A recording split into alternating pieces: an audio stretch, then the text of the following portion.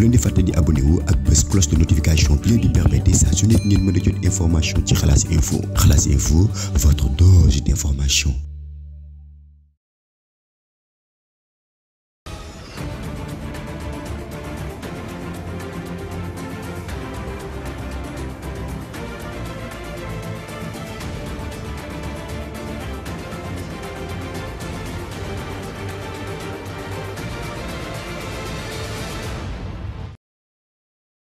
fas yéene seq ak yéen waxtaan ci seen site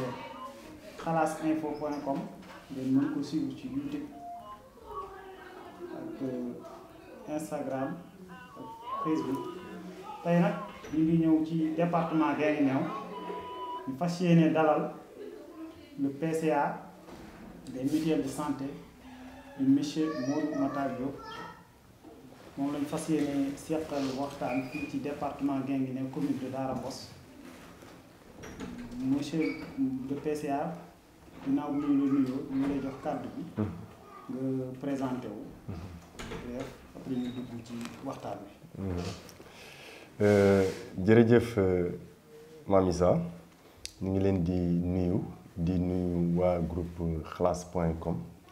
di leen jaajëfal di rafetlu bu baax a baax jataay bi di ci am mbégte également profité di nuyu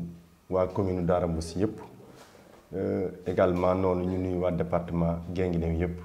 rawatina ñi nga xam ne ñooy mutualistes yi les acteurs mutualistes ci présentation bi maa ngi tudd Modou Matar Diop nekk président assemblée l'union régionale des mutuelles de santé de Kaolack UMISARC. monsieur le PCA dañuy ñëwaat rek ci njëriñu mutuelle de santé ci mim réew quoi ci réew mi ñu gën a yaatoo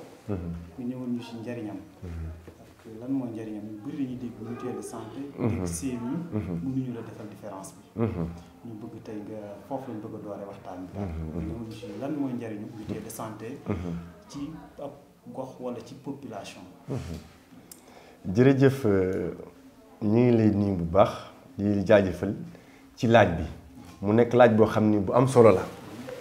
parce que nit ñi des fois dañ dul am maanaam curiosité xam mbir mi lan la te soo ko xamul rek mooy waral doo ko jox gëdd gi nga ko war a jox mais je crois que laaj boobu su leeroon ci bopp nit ñëpp dinañ gën a jox fulla li nga xam ni mooy mutuelle de santé. bu ñu ko jëlee d'abord ci domaine bi la ñuy wax mooy domaine protection sociale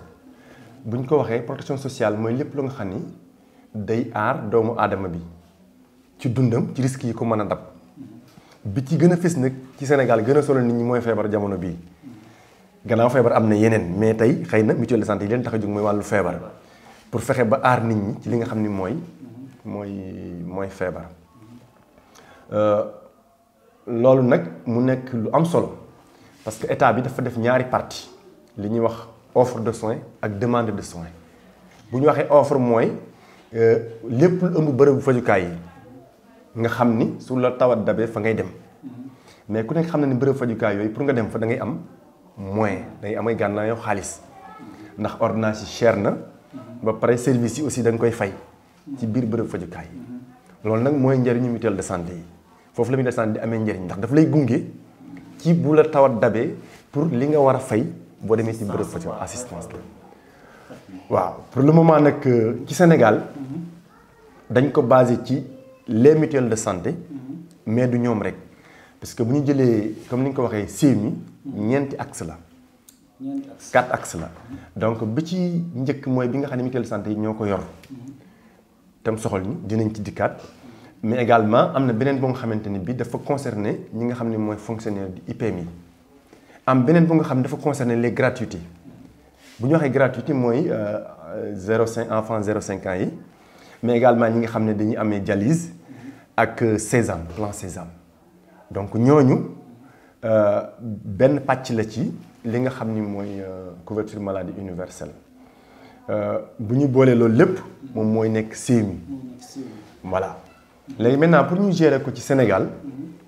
depuis 2015 état bi dafa mettre en place li ñuy wax agence de la couverture maladie universelle agence boobu dépendre ci benn ministère avant ministère de la santé loolu actuellement mi ngi dépendre ci ministère du développement communautaire. kon bokkuñu ministère de la santé. fi mu toll nii bokkatuñu ministère de la santé parce que dañ ne ni mënuloo jaay ay services ba pare di jënd en même temps moo tax depuis 2016-17 ñu jëlee ministère bi ñu jëlee ko ministère de la santé yóbbu ko ministère du développement communautaire maanaam agence CMU ci boppam dañ ko détaché léegi yóbbu ko ministère du développement communautaire parce que puisque ministère de la santé mooy gérer offre bi mënul gérer aussi la demande mënoo jaay di jënd donc loolu moo ko expliqué donc mu nekk loo xamante ni bii vraiment état def na jéego yu am solo ci li nga xam ni mooy jëmmal mutuelle de santé yi taxawal leen mais également di jàppale population bi xëy na danañ ci gën a dikk ci li nga xam ni mooy jotaay bi mais daal bu ñuy tënk li nga xam ni mooy mutuelle de santé mooy kuréel yoo xam ni dañ koo teg ci gox-goxaan yi parce que bu ñu ko jëlee commune boo dem ci Sénégal am na mutuelle de santé fi ñu toll nii lu mu néew commune bi am na benn mutuelle mën na am lu ko ëpp ça dépend ci taille commune bi alors loolu nag mooy dafay soxal ñi nga xam ni dafañu nekk li ñuy wax secteur informel bu ñu ko waxee mooy ñi nga xam ni baykat bi nappkat bi sàmmkat bi commerçant bi artisan bi nga xam ni moom nekkul fonctionnaire état jëlalu ko lenn ci am pajam les mutuelles de santé communautaires yi nga xam ne moom la ñu gérer ñooñu la soxal su ko defee ñooñu xam nga fonctionnaire bi moom am na assurance am boo xam ne état à chaque fois lu ko mën dal nga ko jëlal un cinquième am lay fay état fay 4/5 mais paysan bi amu ko sàmmkat bi amu ko nappkat bi amu ko léegi nag loolu moo tax mutuelle de santé yi jóg te bu ñu xoolee ñooñu ñëpp population bi parce que ça fait presque 80% de la population ñi nekk évolué ci secteur informel bi donc ñooñu nag moo tax mutuelle de santé yi jóg donc danañ ci gën a dikk gën koo leeral voilà donc gën leen a gunge rek ci seen wàllu paj pour ñu mën a jot ci paj mi loolu mooy tax mutuelle de santé yi gën a jóg waaw. ñu comprendre dafa ñëw en secours ñi nga xam si les non fonctionnaires. voilà ñu mën di bénéficier si ay prise en charge ak yu demee noonu. très bien ñoom. ñu ay salariés. effectivement mais nit ki nan lay def ba adhéré wu di mën di utiliser service bi nga wax nii di ci bénéficier wu. voilà nan ngay def. ba adhéré wu. maanaam boo ñëwee ci àll bi. koo xam si amul salaire. amul dara nan lay def ba adhéré wu di bénéficier si service. service yi nga xam ni CMU bi ñu ngi koy jox population bi. jërëjëf ci laaj bi et je crois que lu simple la parce que ni ma ko expliqué léegi commune boo dem au moins am na benn mutuelle de santé boo xam ni ñi ngi jéem a def ay communication pour leeral nit ñi naka lañ ciy bokkee mu nekk anam bu yomb aussi parce que bokk bi dañ ne adhésion familiale la maanaam njaboot bi mooy bokk ci jiite njaboot mën na nekk góor mën na nekk jigéen su ñëwee moom mooy ñëw ni damaa bëgg a bokkal sama njaboot ñu jox ko information yi mooy ñaata nit la bëgg a boot bokk bi ñaar téeméer la mooy adhésion bi pour njaboot bi bokk waaw adhésion bi ñaar téeméer la léegi nag nit koo dugal koo boot da nga koy joxeel juróom-ñaar téeméer at mi 3500 moom mooy cotisation annuelle de janvier à décembre ci at bi bu bokkee dañu ne léegi base d'adhésion bi minimum c'est 4 personnes waaw loolu lañu harmonisé au niveau du département et dans la région de Kaolack base d'adhésion parce que lu tax mooy généralement dafa am lu ñuy wax sélection adverse maanaam boo ñëwee ci kër gi dañu naan xam nga système solidarité ci lañ teg mutuelle de santé yi parce que ku nekk xam na ni yow juróom-ñaari téeméer mënul faj nit sax benn ordonnance soo demee hôpital mais pour système bi mën a dox il faut que ñi feebar ñi wér ñoo leen di faj ci misaal kër gi bu dee fukki nit su dee fukki nit yëpp bokk nañ seen natt 35000 lay doon xëy na ci biir ñooñu ñaar wala ñett ñoo ciy feebar bu boobaa cotisation ñeneen ñi feebarul mooy yóbbaale cotisation ñaar wala ñett ñi feebar mais bu dee ñaar rek ñoo ñëw bokk ak seen 3500 soo xoolee système bi déjà da ngay gis ni day perte alors pour le moment ñi ngi ko basé ci système de solidarité boobu mais aussi nit ñi dañuy def ay calcul soo ñëwee généralement ñi ñuy boole mooy ñi ñuy xalaat ni danañ feebar nit ñi foofu lañ tollagum ñi ngi def sensibilisation nag pour yee leen pour wax ni mutuelle bi mi ngi mel ni xam nga avant mutuelle di am solidarité mi ngi fi woon alors solidarité bi lan la woon mooy su nit feebaree ci koñ bi ci gox bi dinañ def ay pexe ba jàppale ci wàllu fajam moo xam ñu yéene ci jàkka ji moo xam ñu yabal ndaw mu dugg ci kër yi di laaj wala ci sutura ñu dem laaj mais li ci ëpp mooy foofu nit ki bala ñu ko daan faj danañ ñëpp dañ xam feebar alors que bu dee mutuelle santé bi nag loolu dafay dañ parce que ci bokk mutuelle heure bu ko neexee jël carte dem poste de santé du tàggu kenn du tàggu président mutuelle bi du tàggu gérant. mais foofu li ma fay laajaat aussi waaw mooy ndax am na ay feebar yoo xam si ni mutuelle yi dañ koy bañ a jël en charge wala di prendre en charge toutes les maladies. voilà ñoo xam si ni bénéficiaire bi dina daal bénéficiaire bi nga xam ne am na carte. est-ce que feebar boo mën di indi. mutuelle bi da koy jël en charge. voilà xam nga foofu dafay am tuuti nuance parce que ci communication bi da ngay dégg ñu naan la mutuelle duñ jël ku amee diabète waaw wala ku amee tension généralement ñu ko wax les maladies chroniques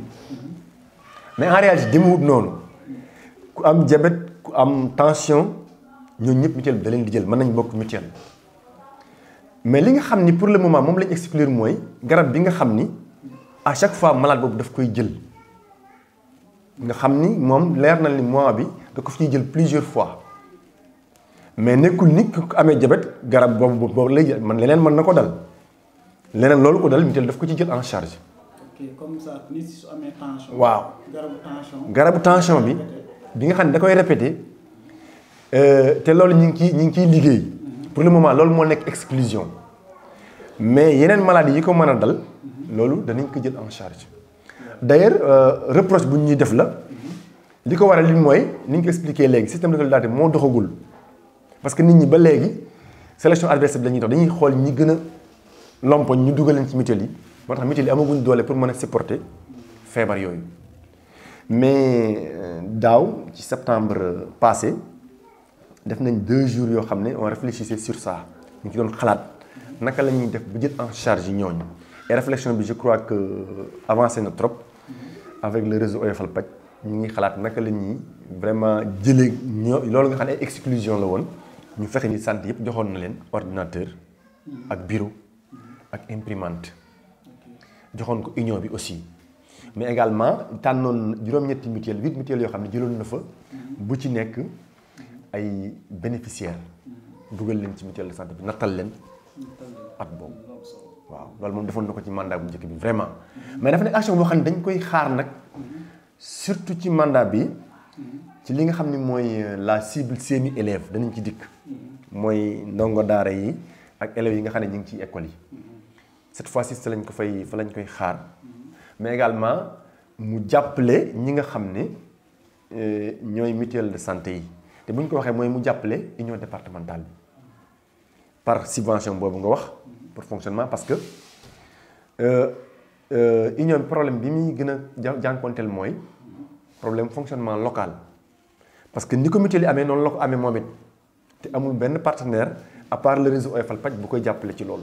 chaque fois dafa am personnel bu muy fay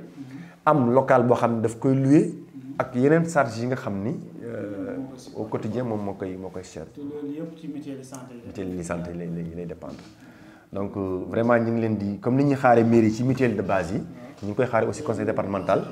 ci li nga xam ne mooy union départementale bi. am na solo trop vraiment. mutuelle de santé seen taxawaay ci département gaa ngi néew. mais boo xoolee.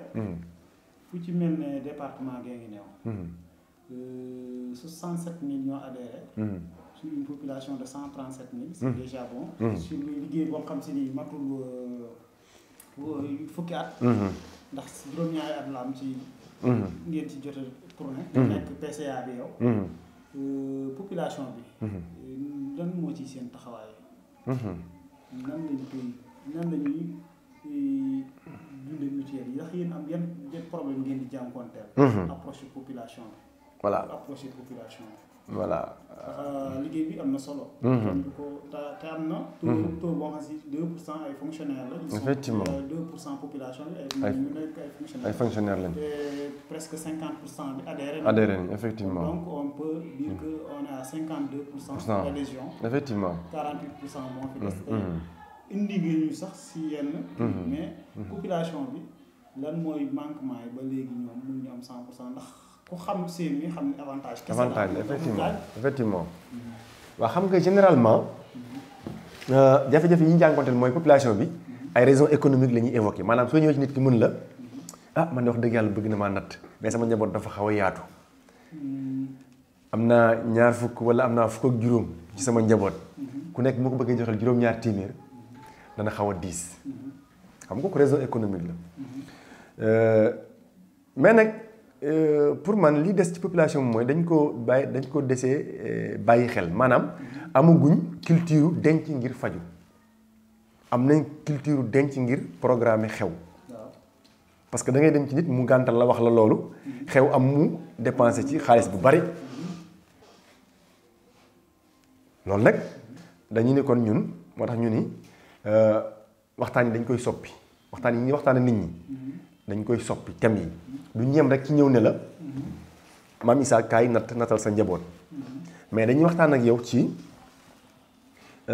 nga xam ni yow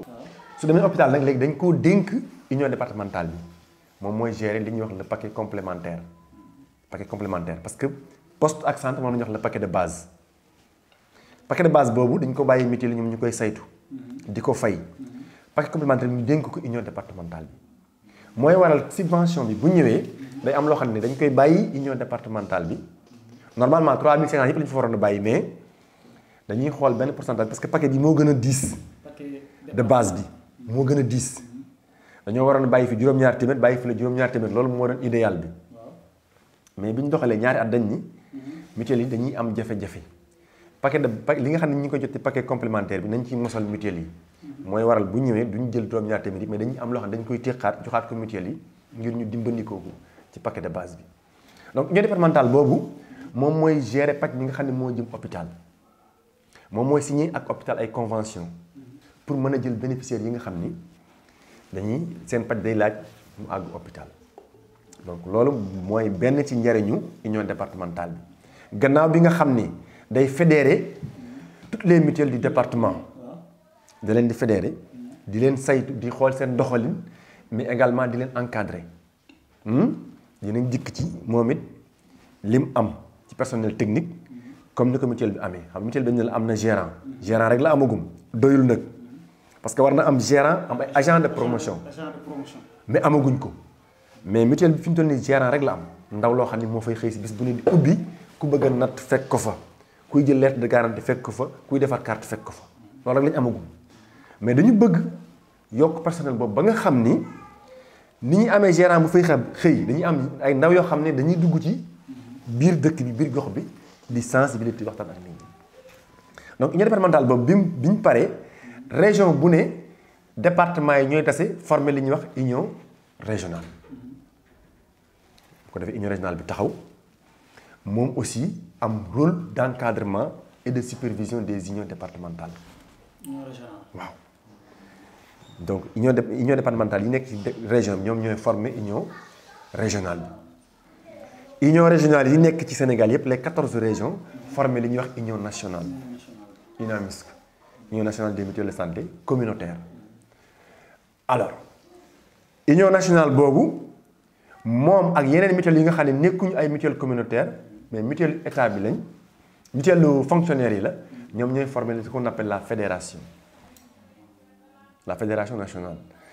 am na ku ko jiite fi ñu toll nii Aboubacry Sarr donc noonu la tëddee dañuy départ mutuelle de base union départementale union régionale union nationale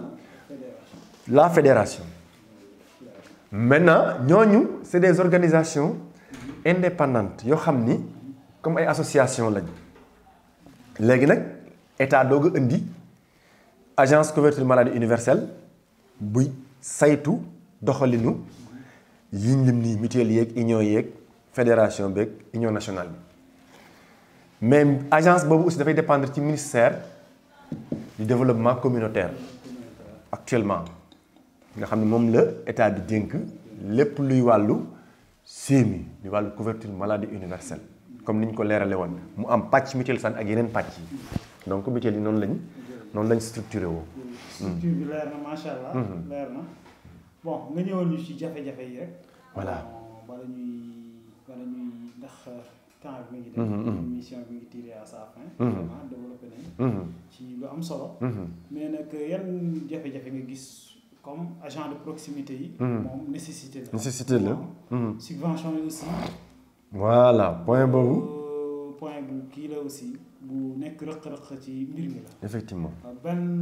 yan gàllankoor nga gis aussi ci mutuelle de santé comme yow yaay PSA ci département bi. voilà. ban gàllankoor nga ci gisaat aussi. voilà merci ci laaj bi et je crois que mooy laaj bi nga xam ni moom bu ëpp solo ci laaj it am na solo en tout cas comme ni ñu koy waxee jafe-jafe bi mutuelle yi gën a am mooy wàllu subvention des cotisations des populations parce que boo xoolee dañu am ay cibles wax nga ko léegi am na ñoo xam ne ñoo natal seen bopp am na ñoo xam ne état moo ne moo leen di natal ñu tuddee leen les bénéficiaires de bourse de sécurité familiale ak carte d'égalité des chances ñooñu nag ñooy cible bi nga xam ne moo indi problème ci mutuelle de santé yi surtout parce que nee naa la léegi ki nga xam ne moo natal boppam état daf koy natal juróom-ñaar téeméer yoo xam ne daa war a ñëw mottali si nattam loolu aussi nee naa la 2020 génn nañ ko bërki démb lañ koy doog a jot. 2020 subvention 2020 2021 moom ñi ngi doog a déposé dossier yi te mutuelle yi fay nañ exercice ba pare amee ci ay bor ndax liñ jotoon ci natt matul gis nga jafe-jafe boobu mais li gën a garaaw mooy cible bi nga xam ne état moo leen war a nattal foofu moom vraiment fi la ñu am jafe-jafe parce que ba 2017 ba léegi cible boobu seen natt ñëwul dans tout le Sénégal nag ñëwul te buñ ko xaymaa ci niveau national bi dañu ni sur les 3 900 000 yi nga xam ne bokk nañ ci mutuelle de santé yi 60% yi cible boobu la maanaam ay bénéficiaires de bourse de sécurité familiale ak carte d'égalité des chances la. 60%. waaw c'est plus de la moitié. donc xam nga kooku boo ko calculer en termes de finance xaalis bu bari la. d'ailleurs moo waraloon jamono yi ngeen doon dégg ñaxtu yi nga xam ne mutuelle de santé yi ñu ko doon def parce que dañu demoon ba mënatuñu woon a. foofu sax laa bëggoon ñëw mooy si parce que. voilà ñi dañuy ñaxtu ndax endettement bu métti bi. voilà. ci mutuelle de santé ak. parce que bi ñu calculer 2017 2018 2019 ba 2020 état mi ngi yoreel mutuelle de santé yi 25 milliards. 25 maanaam mutuelle yi nga xaar 25 milliards yoo xam ne ay cotisations yu ñu war a jot la. ci niveau national bi. ñun bu ñu jëlee département de Guinguinéo ñu ngi xaar 500 et quelques millions.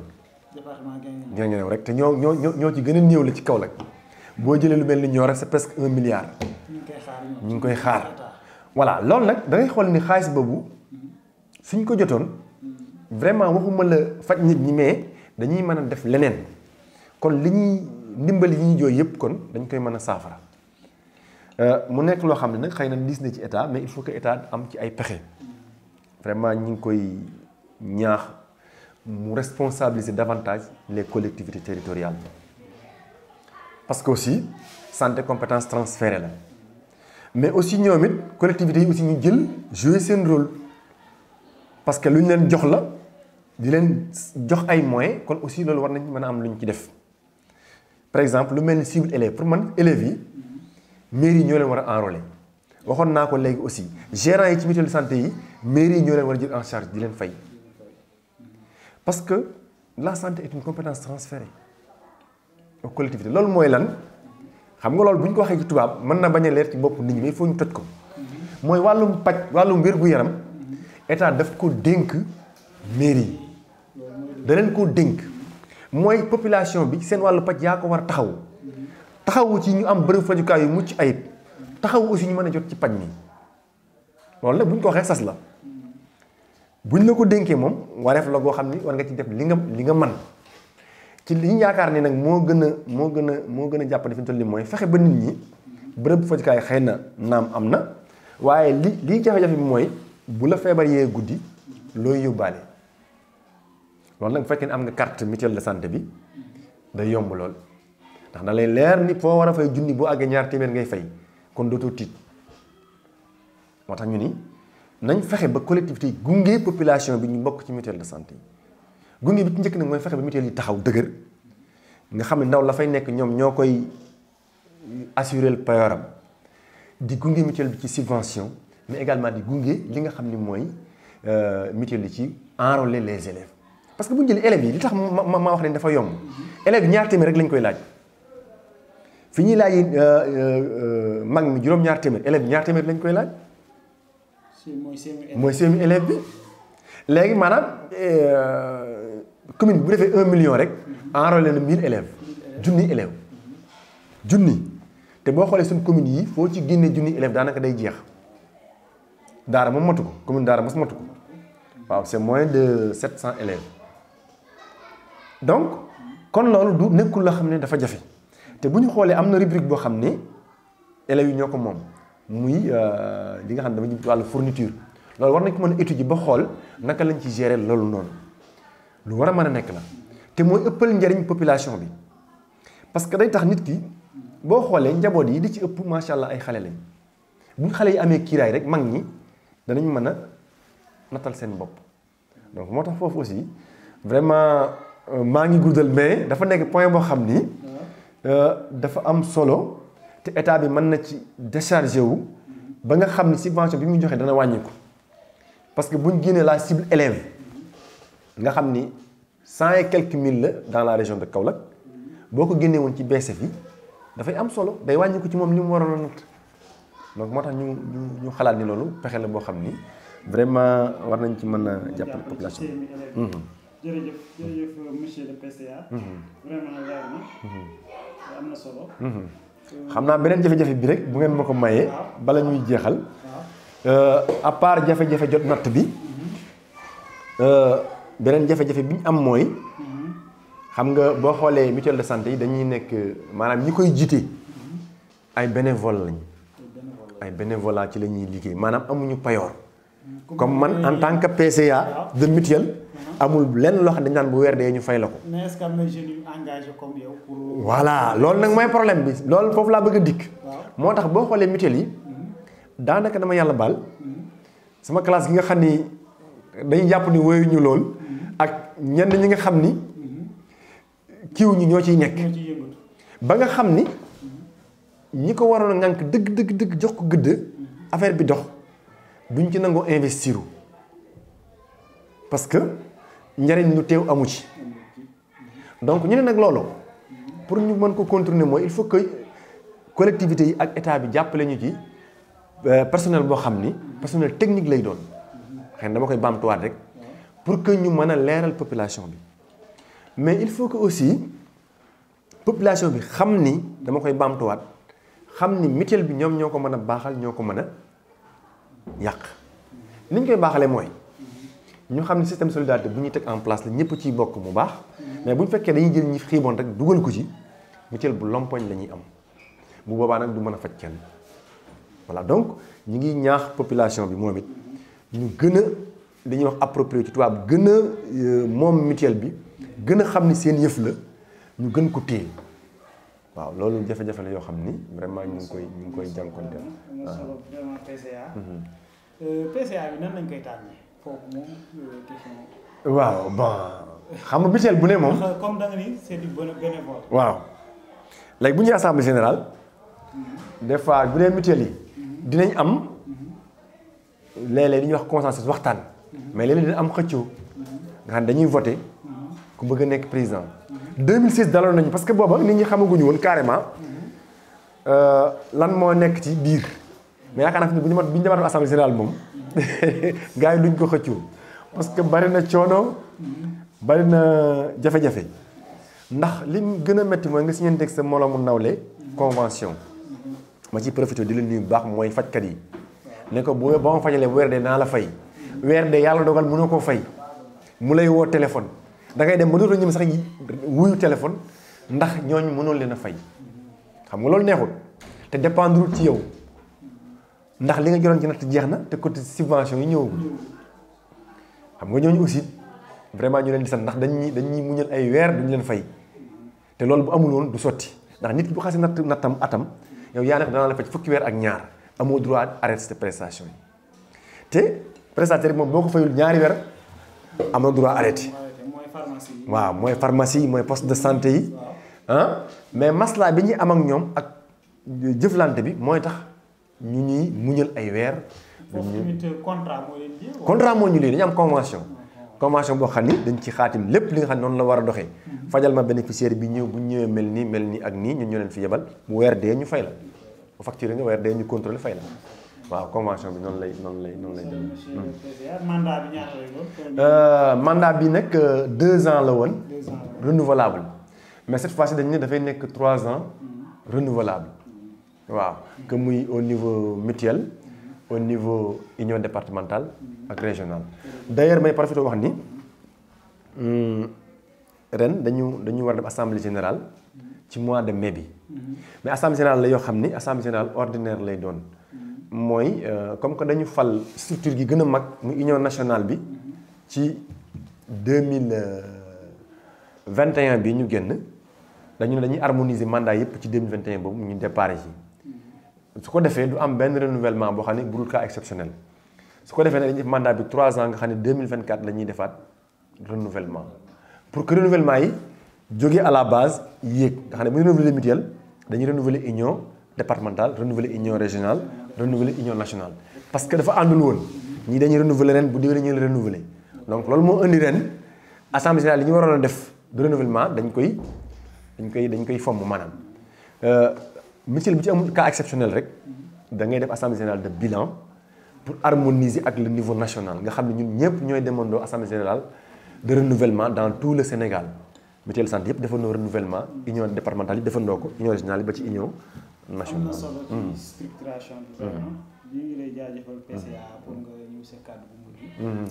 waaw xanaa di vraiment rafetlu waxtaan wi di sant waa xalaas info xalaas.com ndax li tax ma am mbégte wax ci def ci émission mooy sama rajo la ndax rajo la boo xam ni Daara Mbos la dëkk loolu vraiment am naa ci mbégte am naa mbégte wax ci rajo yëpp mais li ma dàqal mooy wax ci rajo bi nga xam ne sama rajo la donc nag ñu leen di sant bu baax a baax di leen encourager surtout parce que du lu yomb et la communication est à la base de tout le développement. Pourquoi? Parce que comme ni ñu koy waxee celui qui détient l'information détient le pouvoir et pour détenir l'information il faut nga jaare ci communication donc kon loolu lu am solo la ñu leen di wax ne liggéey bu metti la mais bu baax la bu am solo kon vraiment am nañ mbégte lool ci seq ak yéen waxtaan wi mais surtout ni ngeen amalee waxtaan bi donc ñu leen di jaajëfal di sant toute la population de Daara Mbos di ci jaare aussi di sant waa département Guinguinéo yépp di rafetlu kóolute gi nga xam ne am nañ ko ci ñun suñu modeste personne te xëy na nekkuñu ko am solo mais pour vous dire rek mandat yi ñu am yépp muy Daara Mbos muy mutuelle Daara Mbos je veux dire muy union départementale bi amul lenn loo xam ni def nañ ci élection nit ñi ñoo toog rek def consensus tànn ñu loolu nag mënuñu leen fay ñuy ñaan yàlla bu ñu rëccu lu tax ñu tànnoon ñu ñi ngi sant yàlla bu fii nag ñaan yàlla rek mu dolli ndam ak sutura ci njariñu population bi yépp parce que pour ñun li nga xam ne moom lañ gëm mooy suñu principe mooy la protection sociale ci le développement yépp reposé wu parce que loo am te amuloo kiraay ci wàllu protection sociale bu ñu ko waxee mooy lépp loo xam ne mën naa dab nit ki ci dundam par exemple nga jékki-jékki feebar dab la lakk accident yàlla tere yooyu yëpp dafay dugg protection sociale te su amee da ngay gis nit ki doomu aadama dafa soxla assistance boo xam ne moo tax mu mën a jéggi jafe-jafe boobu su fekkee nag société bi organisé wuñ ba loolu am lu ñu teg sur place ba nga xam ne danañ ci mën a sukkandiku nit ki mën naa basculer ci extrême pauvreté donc loolu moo tax ñun ñu prêt pour sacrifier wu ci loolu nga xam ne mooy protection sociale en général te pour le moment ñu tàmbaleegum ci wàllu santé di mutuelle de santé yi ñu ngi leen jaay bu baax a baax jégalu nag ci kàddu yi dañoo mutualiste dañoo bari wax. jaageen jëf monsieur le PCA. vraiment ñun Xalaas Info am na contentement. ci sa accueil ak sa yaatuwaay xam naa sax jomb danañ ci xaar yeneen plateau. incha allah vraiment ndax am na solo ndax wax santé wax développement. waaw ñu ngi lay jaajëfal bu baax a baax. ñu àndoon si ci seen site Xalaas Info ñëwoon tey jii ci département Guinguinéo ñu dalaloon PCA Modou Matar Diop ñu ngi jaajëfal waa département bi yëpp aussi di leen jox